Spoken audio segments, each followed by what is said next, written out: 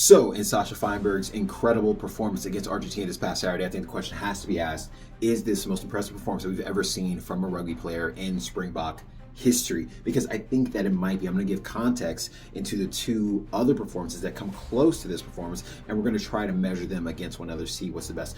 First, though, shout out to Chesson Colby, because he ended up getting a try this past game, which allowed me to hit my parlay. So shout out to Chesson Colby.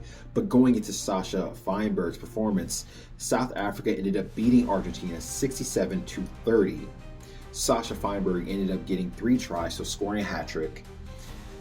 8 out of 8 conversions, perfect, and 2 out of 2 penalties. Again, perfect 100% kicking rate on both of those, giving him a total of 37 points for the Springbok record. Now, this is a full rugby championship test match versus a tier 1 opponent in Argentina.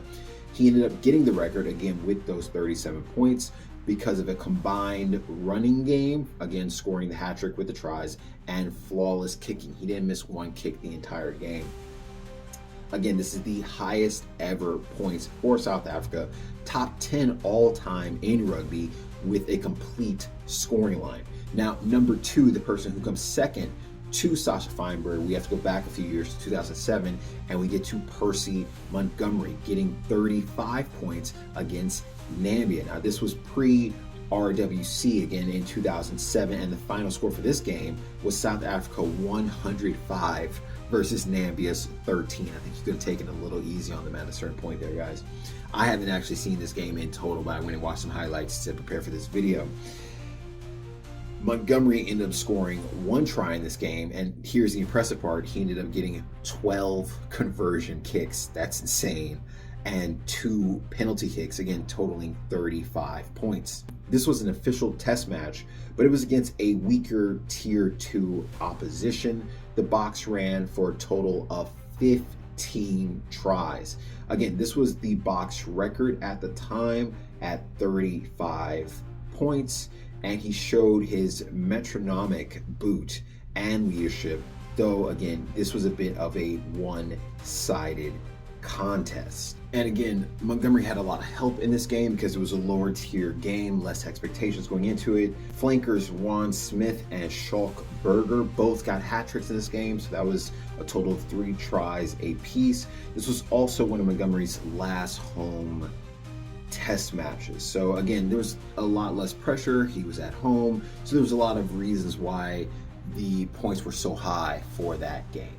Now, for the third runner-up that we have at 34 points, we have to go back to 1999, and we have Janna Deer against England. Now, this was an RWC 1999 quarterfinal match at the Stade de France in Paris. The total score was South Africa 44, England 21. De Beer got 5 drop goals, 5 penalty goals, and 2 conversions for a total of 34 points. Again, that was the record at the time. This was a knockout match against a major rugby superpower. This was a tactical masterclass with the drop goal storm, and it's one of the most iconic rugby feats in history.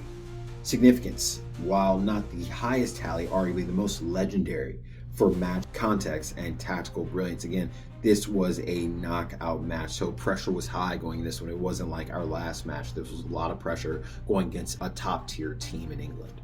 Now, even though this was the highest amount of points scored for South Africa, there have been higher points scored in rugby in total.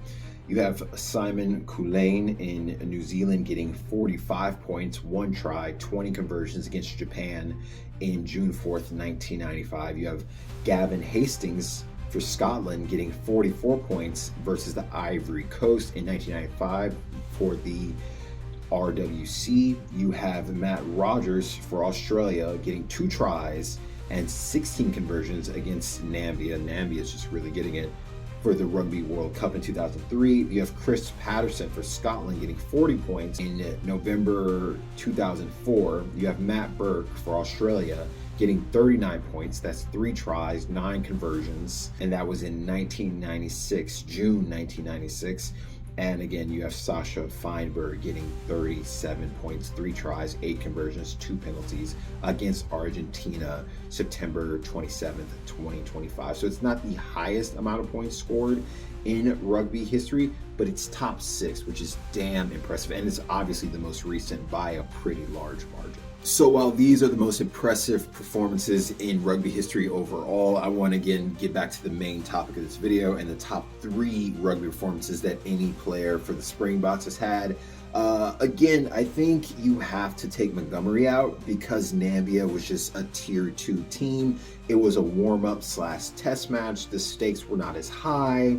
Again, this was the record at the time, but against a weaker side, I think you have to take away Montgomery's victory, and he had a lot more support there. Again, that's why the score was so high, like 105 points against 13. Again, the score was so high because, again, they were just facing against a much weaker team. So I think you have to close the gap down to Feinberg versus De Beer.